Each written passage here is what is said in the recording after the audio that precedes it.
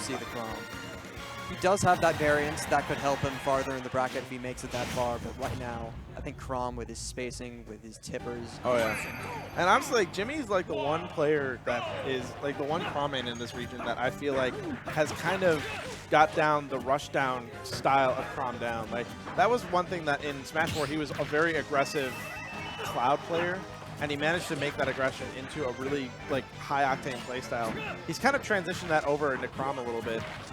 Like, he's definitely a Chrom that likes to press buttons in neutral, is not afraid to go off stage, and even there, like, Dan acknowledged that he just got caught in that situation, lost his jump completely, and just kind of got on that off on the wrong foot, so he's going to be able to take that stock. Yeah, so many Marios often say that the worst matchups are these rushdown characters. We've seen Mario have a perpetual bad matchup with Fox throughout many games, and Chrom is just going to play the same playstyle, albeit with a different spacing, but the same concept.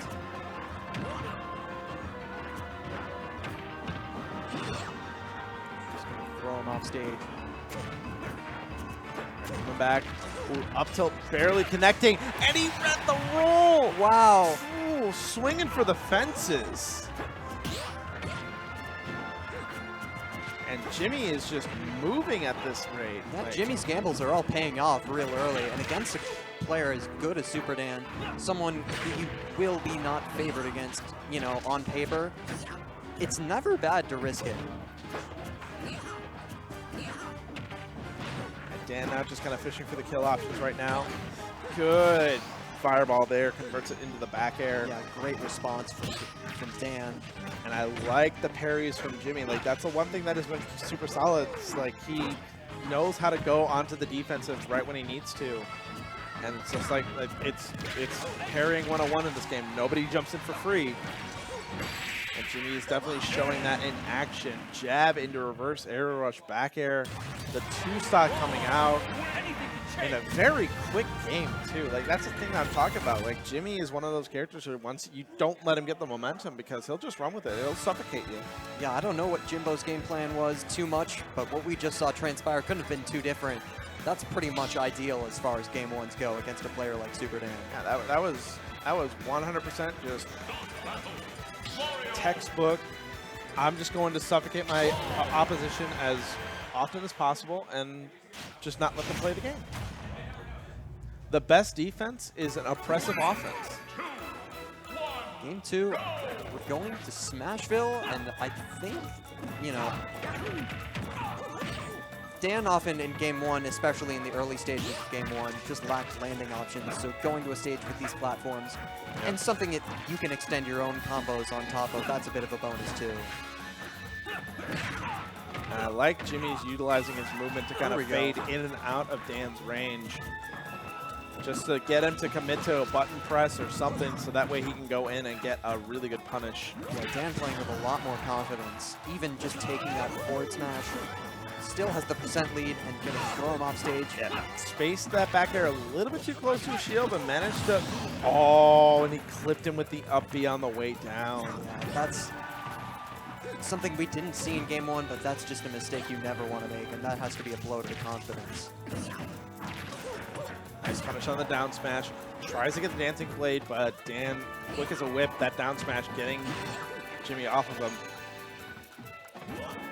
Back throw not going to kill at around 120, but great punish off of that parry. Once again, Jimmy super sharp on defense, acknowledging those times where Dan's going to be with that back air. And again, the huge forward smash coming into play. Yeah, for the second game in a row, Jimbo takes the first 2 stocks. Although Dan answers with his own up smash. There we go. Reset situation, nope. Manages to get out of it, gets hit with the up air. Up B, onto the platform, he's going to get punished just a little bit. A couple of up airs for his trouble. You're going to see him look to extend his own combos. 2 hits are nice, but when you have this percent and stock deficit to make up, you're going to be looking for something greater than that. For the back air. Gotta watch his ledge play right here. It's definitely at the percent where you don't want to be too close to the ledge because F tilt will like take it. Oh, that was so smart with the cape.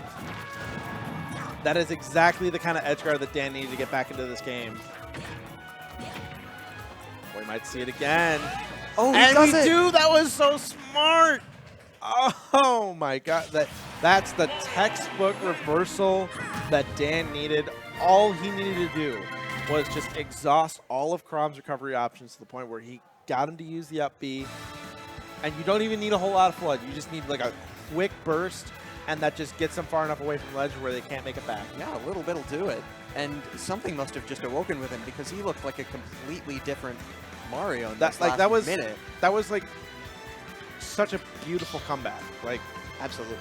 And that was also just such a Dan comeback too. Like, he got a really good edge guard with the cape, and that just kind of got him up to the edge where it's like, all right, I just need to throw him off stage once, and then I got this. And look at how he followed through. That was beautiful. All right, here we go. Game 3, Lilat.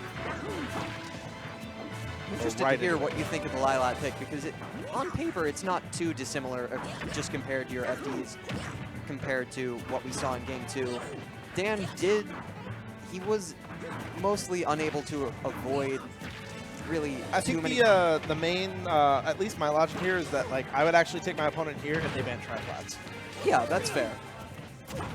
So that way, like, I need triplats to pressure, and they banned it. So we're gonna see the up B. The next best thing is the stage, and as you can see, Dan also has some utilization off of that, but not as much, because now Chrom has the platforms to work with. Oh my god! So if Dan did not cape that, he absolutely would have been a dead man. Yeah, that was really good awareness from Dan.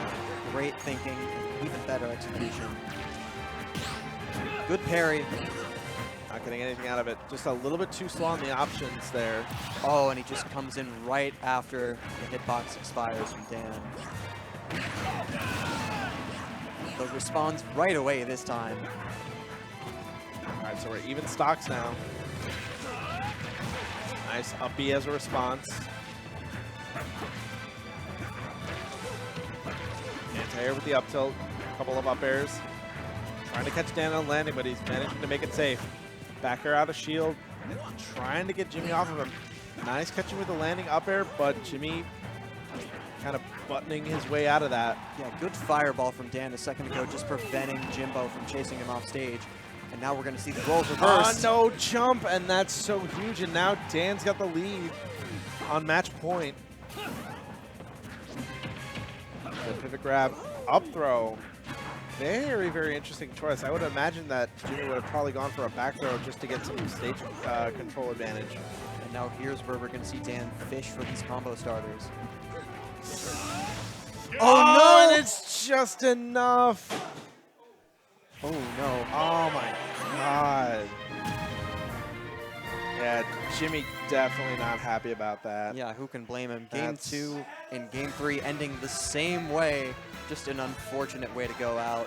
He does have a loser's run, of course, so, you know, he will be seeking revenge for that. But like that, like, honestly, like, Dan just, like, that was 2 games in a row